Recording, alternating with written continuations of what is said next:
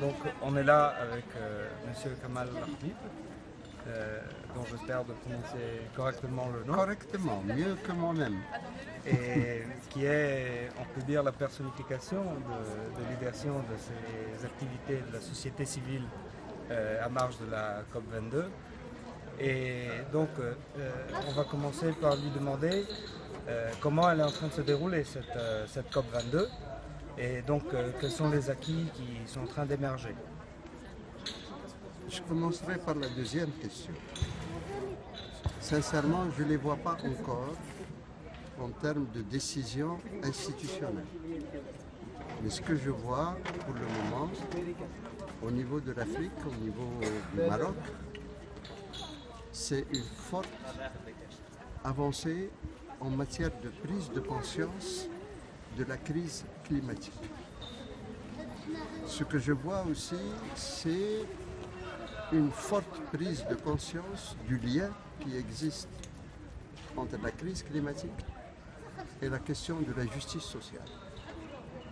Et ce que je vois aussi, c'est le rapport qui existe entre ces deux questions et la question politique de gouvernance. Et ça, c'est une avancée et un acquis important.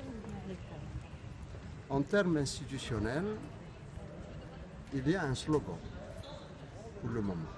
On attend les résultats des décisions des États pour comprendre qu'est-ce qu'ils vont prendre comme mesure. On voulait au niveau du Maroc, de manière à la fois au niveau de la société civile et de l'État aussi, mettre l'accent sur la justice climatique. C'est important. Mettre l'accent sur l'Afrique, qui est un continent qui souffre de cette crise climatique sans être responsable de la crise. Et ça, c'est important. Le troisième, c'est que nous sommes tous d'accord pour donner la parole forte, large, à la société civile et aux mouvements sociaux. Et c'est pour ça que nous sommes là. Mais nous sommes aussi dans la zone verte et nous sommes dans la zone bleue pour essayer de faire passer nos messages, donner d'abord notre liberté d'expression au niveau de cet espace, aller vers l'espace vert pour trouver d'autres gens, un autre public qui n'est pas toujours le nôtre, et aller vers les États pour porter nos messages et nos revendications. Merci. Et ce matin, je pense qu'il y a quelque chose d'important qui s'est passé. C'est un pas de plus vers la constitution d'une COP Afrique. Et peut-être, je pense, avec tous les dégâts qu'on a fait dans le passé, comme occidentaux et comme nord du monde, c'est aussi un message très fort qui nous vient de cette initiative. C'est que l'Afrique veut avoir son rôle primaire, indépendant et très fort. Qu'est-ce que vous pensez que c'est l'enjeu futur de ce mouvement africain? Comment va se développer? Si on avait autant de possibilités de prévision de l'avenir, ça aurait été magnifique. Ce que je sais, c'est ce que vous venez de dire. Nous sommes dans un processus compliqué, complexe, où il y a beaucoup d'acteurs différents, beaucoup de langues, beaucoup de religions, beaucoup de cultures, et qui est sous le joug encore de l'impérialisme et des multinationales, qui n'est pas sorti du néocolonialisme, qui a de sérieux problèmes de gouvernance, de corruption, qui a des problèmes ethniques et de conflits ethniques, mais aussi de terrorisme, qui n'a pas accès à ses richesses. Ne me demandez pas de dire que demain, l'avenir est radieux tout de suite après. Non, on n'arrivera pas à ça, on ne peut pas le Mais demander. nous sommes dans l'espoir c'est vrai. Dans ce processus, je pense que nous avons marqué une étape nouvelle dans ce processus de construction d'un mouvement africain uni. Nous avions le Forum social africain qui était dans une certaine dynamique, celle du Forum social mondial, qui est un peu en crise lui-même.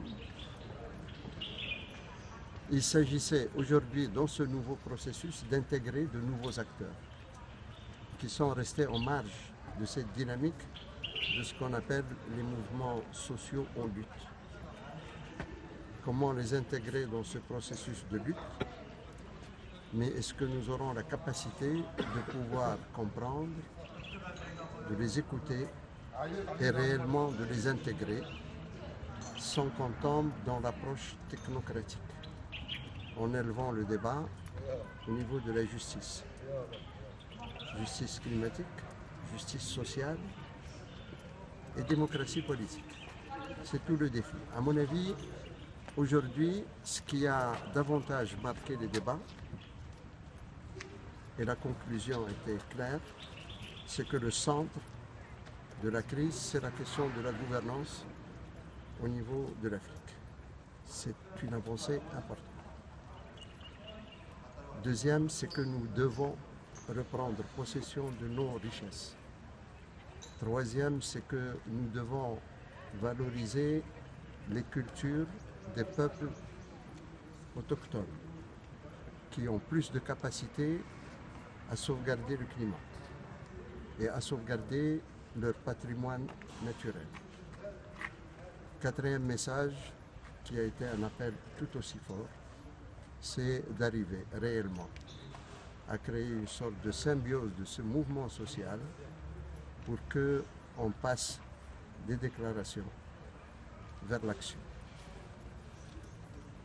Et selon vous, est-ce que la Méditerranée peut jouer un rôle en retournant à être un pont entre le continent africain et celui européen?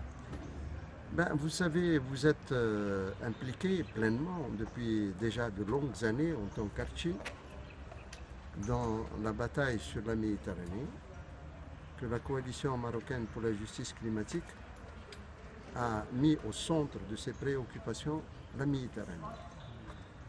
On ne peut pas aujourd'hui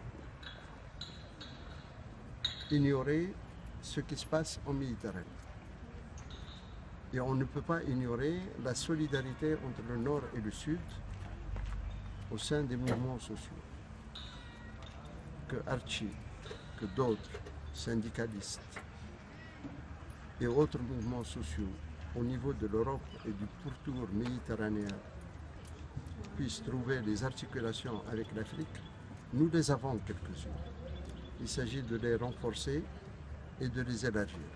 C'est ce à quoi nous travaillons. J'espère que demain, avec l'étape méditerranéenne, nous allons pouvoir établir ce lien dont vous parlez entre la Méditerranée et l'Afrique.